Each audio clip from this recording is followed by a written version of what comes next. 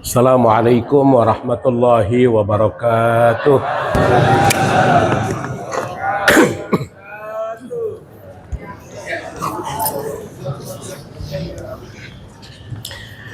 Alhamdulillahilladzi ba'atsa rasulahu rahmatan lil alamin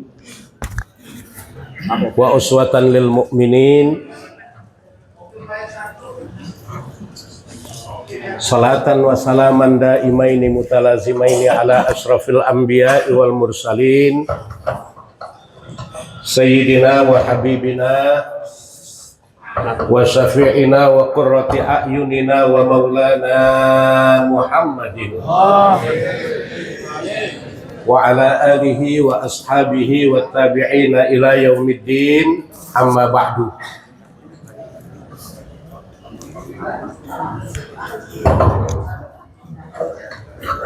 Allahumma rabbi shrah li sadri wa yassir li amri wahlul 'uqdatam min lisani yafqahu qawli wa saddid lisani wa ahdi qalbi bihaqqi sayyidina Muhammad sallallahu alaihi wasallam. Yang kita muliakan para guru dan orang tua kita, terutama Al-Mukarram Kiai Haji Ishaq Ismail, presiden kita di JES Korwil Citayam. Ada Al-Mukarram Kiai Haji Ahmad Mubarak SPDI MM, Dr. Andes Kiai Haji Abdul Aziz Qasim, Al-Mukarram Kiai Haji Abdul Razak Ilyas, Kiai Haji Amri, Ustadz Ahmad Khairuddin, Ustadz Haji Rusli Permana, yang lainnya walaupun tidak saya sebutkan dengan tidak mengurangi rasa hormat, rasa takzim dan rasa mahabbah saya, segenap ketua-ketua DKM yang tergabung dalam JES Korwil Citayam, terutama DKM Masjid Jami Al-Munawwarah, Bapak Haji Sodik, juga Sekjen JES Korwil Citayam AMH Kiai Haji Ali Musafa Hanafi, Kiai Haji Mardani, walaupun kelihatan di belakang kan. Ini kita kumpul di sini nih, apa yang dibacakan oleh guru kita tadi, wajma' minas samli ma tafarraq. Ya, kumpulkanlah kami ya Allah minas samli yang tadinya berserakan. Ki Mubarak disusukan, ada Pengkelapa, ada Ki Abdul Aziz Qasim di Ratu Jaya, Ki Mardani Raden Rawadeno, Ki Amri Sesa Panjang. Dengan adanya subuh berjamaah, kita bersilaturahmi, wajma' dikumpulkan minas samli yang tadinya berserakan, ma tafarraq. Dan begitu kita ngobrol, ternyata kita berasal dari satu guru. Ya taruhlah guru kita yang kita kenal, Sayyidul Walid. Dia punya murid di mana-mana.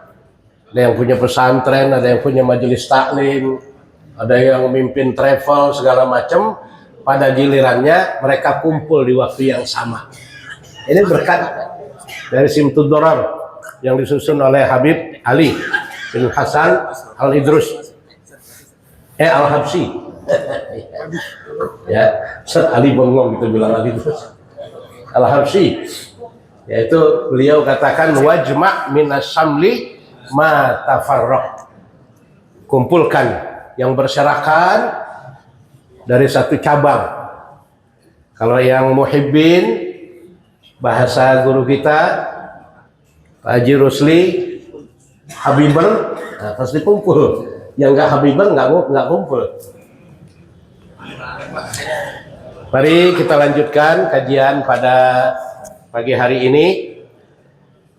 Kita awali dengan membaca Ummul Furqan suratul Fatihah.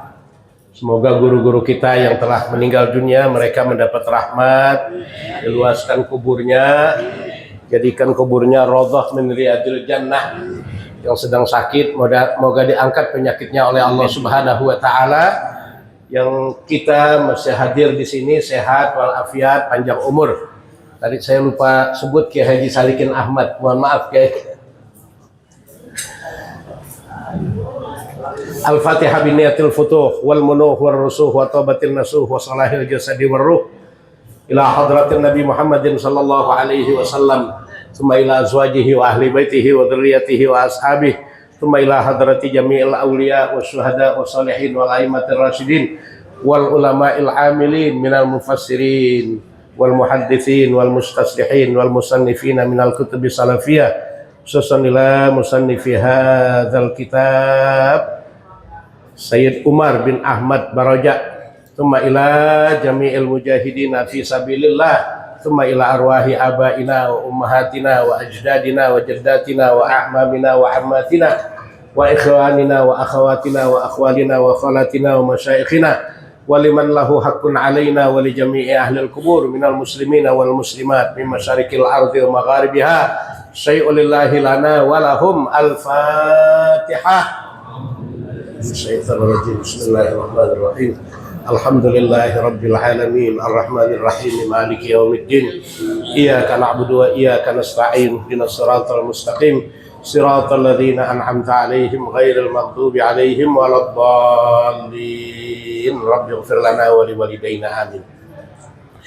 Bismillahirrahmanirrahim. Qala Syekhul Muallif rahimahullahu taala wa adaman naf'a bihi wa bi barakati ulumihi fid darain amin. Qala radhiyallahu anhu wa radhiyallahu ankum.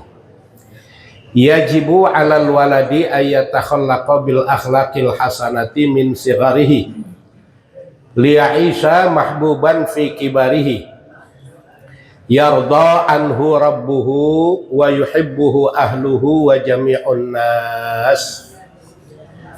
Wa yajibu alaihi aidan ay yabta'ida anil akhlaqil qabihah kay la yakuna makruhan la yarda anhu rabbuhu wa la yuhibbuhu ahluhu wa la ahadun minan nas wallahu a'lam.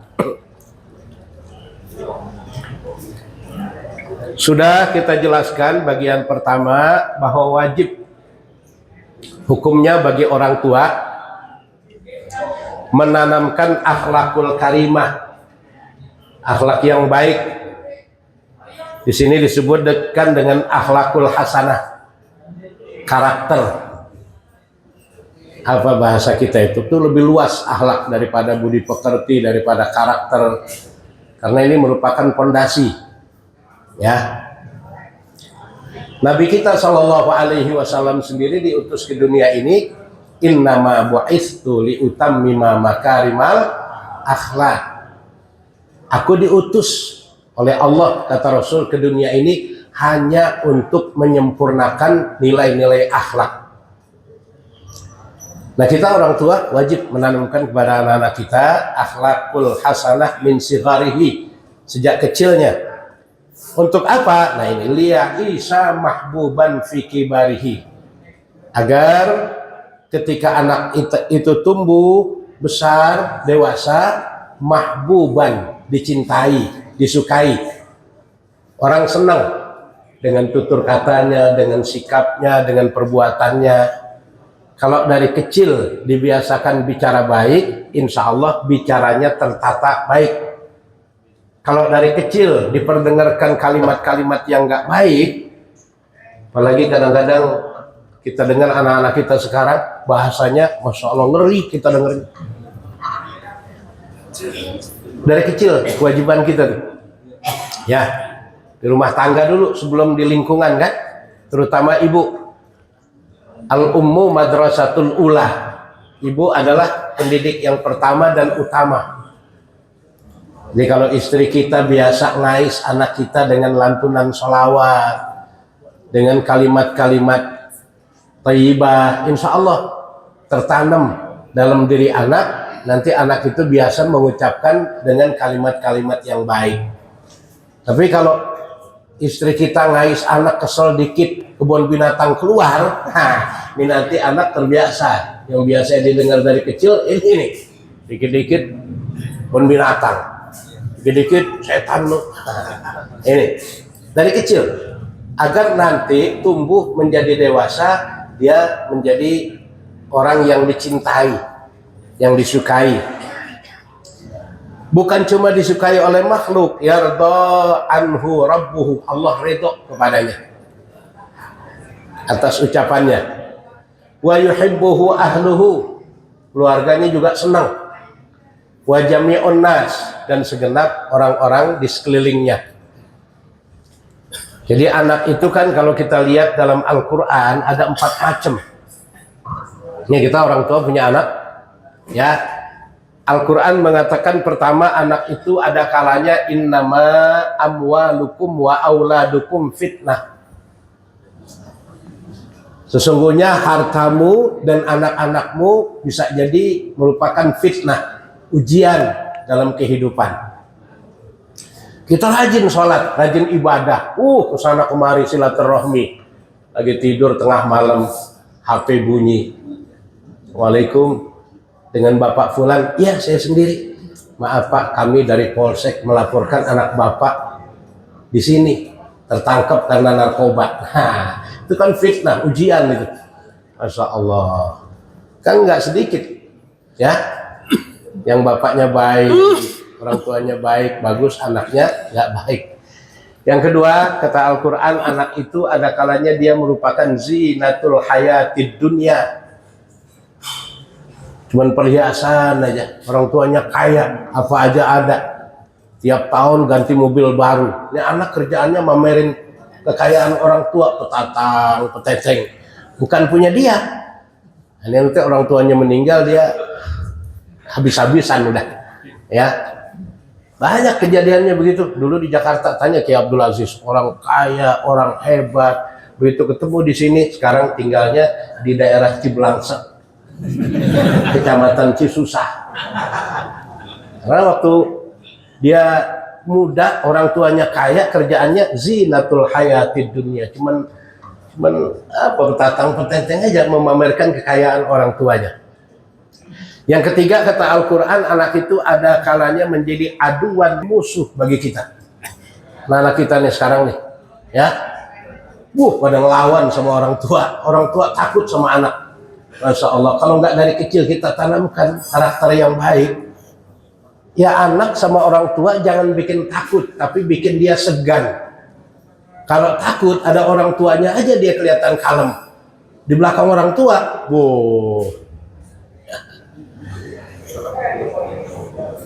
kalau di depan orang tua mah boro-boro ngerokok, minum aja kalem bener. Orang tuanya nggak ada, waring semua apa yang ada, nggak cukup rokok, cimeng juga.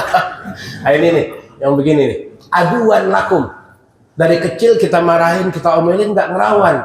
Di sekolah belajar taekwondo. Nah, udah, begitu dia gede, baik. Dulu emang saya masih kecil, bapak marahin. Saya nggak berani ngelawan. Sekarang sudah belajar taekwondo. Ayo Bek, itu berkelahi. Bapak kan dari dulu kerjaannya cuma bersihin tai kebo. Saya taekwondo. Aduan lakum, bisa jadi musuh yang melawan bagi kita. Nah, yang keempat, ini yang kita inginkan sebagaimana sering kita ucapkan dalam doa. Rabbana hablana min azwajina wa dzurriyyatina qurrata a'yun waj'alna lil muttaqina imama. Ya Allah, ya Tuhan kami, berikanlah kami pasangan hidup dan anak cucu keturunan yang menjadi qurrata a'yun, enak dipandang mata, enak dirasa. Ya, kita di rumah nggak tahu anak kita bergaul kemana, nggak tahu anak kita berbuat baik di mana-mana. Anak siapa itu? Anak Kejerusli. Anak siapa itu? Anak Kiai Amri. Yang bagus kan Kiai Amrinya. Nah, karena itu kewajiban kita orang tua menanamkan anak-anak kita dengan akhlakul hasanah, ai akhlakul mahmudah, akhlak yang terpuji, akhlak yang baik, akhlak yang membentuk anak kita berkarakter baik. Dalam kehidupan ini, anak siapa kita itu belakangan orang lihat. Berapa banyak uang kita belakangan, berapa tinggi ilmu kita belakangan. Yang real akhlak. Kalau akhlak kita baik, insya Allah kita selamat. Jadi kalau akhlak kita nggak baik, walaupun ilmu tinggi, harta banyak, kita keturunan terhormat, orang nggak berani dari depan, dari belakang. Ya, jadi yang penting akhlak, karakter. Pembangunan ini pun akan bisa berjalan dengan baik kalau diawali dengan akhlak.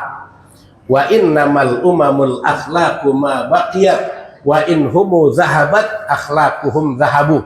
Itu ucapan dari Imam Syauqi. Wa innamal umamul akhlaqu ma baqiyat wa in humu zahabat akhlaquhum zahabu. Ini ke pinjem bahasanya Ki Mubarak. Ya, tegaknya rumah karena sendi hilang, rumah binasa. Tegaknya bangsa karena budi hilang, hancurlah bangsa. Ini bahasanya Ki Mubarak. Jadi kalau sendi-sendi tiang-tiangnya kuat, rumah kuat. Jadi kalau tiang-tiangnya rapuh, rumah nggak punya kekuatan. Tiang dalam kehidupan berbangsa bernegara ini akhlak, karakter, budi pekerti. Ya zaman kita dulu kan, walaupun yang diajarkan pendidikan moral Pancasila membuat kita Pancasilais. Apalagi kalau di samping dia sekolah, dia ngaji kayak guru kita Ki Mubarak. Sekolah juga di umum, ngaji juga, pondasinya kuat. Ya, kalau di sekolah belajar PMP apa namanya dulu? PMP, Pendidikan Moral Pancasila. Dia di guru ngaji diajarin nih akhlakul banin. Wah, mantep udah. Perpaduan antara moral Pancasila dengan pendidikan akhlak yang ditanamkan dari dasar-dasar agama. Ini yang akan pantas menjadi pemimpin. Kalau enggak, ya pemimpin jadi sombong. Hampir menyamaratakan dirinya dengan Tuhan. Ya, yang maha kuasa 100%, dia 99%. Masya Allah. Nabi kita Shallallahu Alaihi Wasallam manusia paling mulia, manusia paling hebat, nggak pernah membanding-bandingkan dirinya sama Allah Subhanahu Wa Taala. Padahal Nabi kita tadi imam kita baca, Qul innama ana basyarum mislukum yuha ilayya annama ilahukum ilahu. Aku ini cuma manusia biasa yang oleh Allah diberikan wahyu untuk mengajarkan kepada kalian.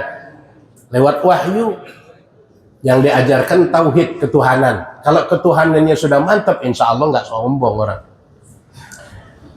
Ya, bilang anak sombong terhadap orang yang sombong jadi sedekah.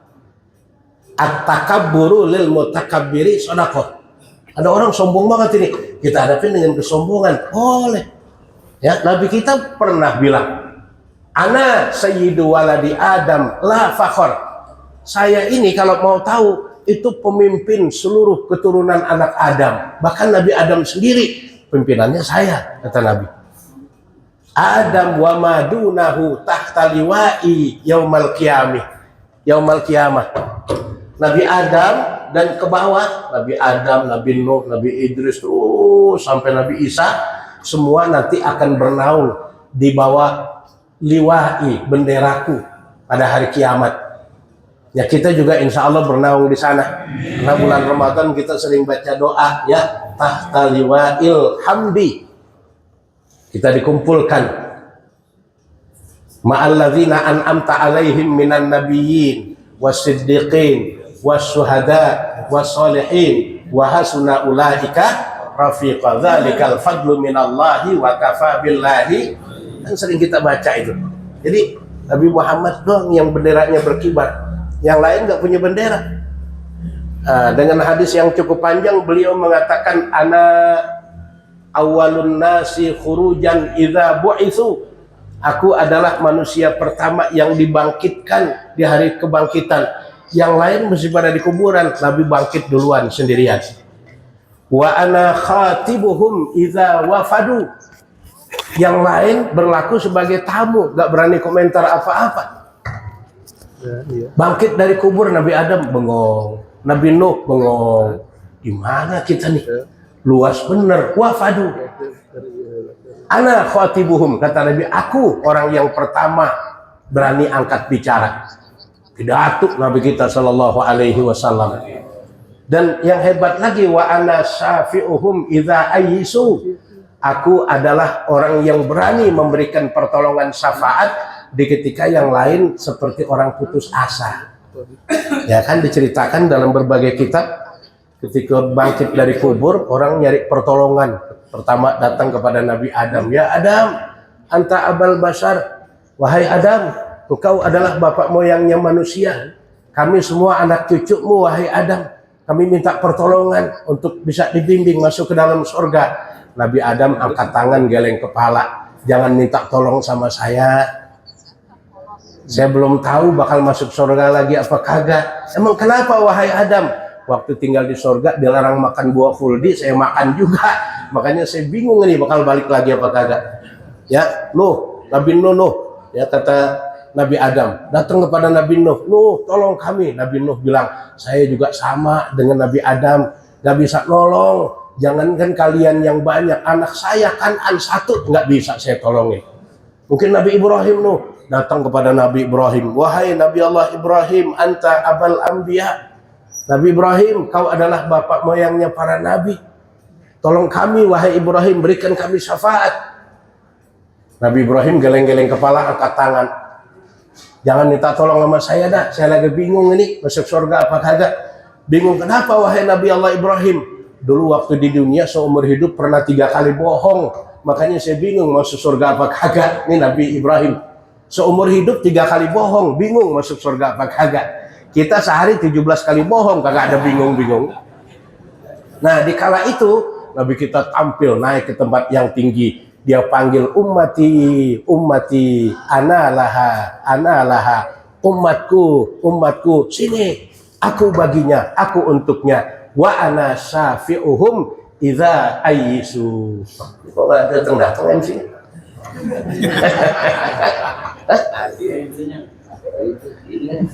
Udah, ya. Ini saja kajian kita pada pagi hari ini, ya. Nanti kita lanjutkan dengan wajibu alaihi aidan ayat taida anil akhlaqil qabihah. Wallahu a'lam bishawab wa ilaihil marji'u wal ma'ab. Assalamualaikum warahmatullahi wabarakatuh. Ya Allah.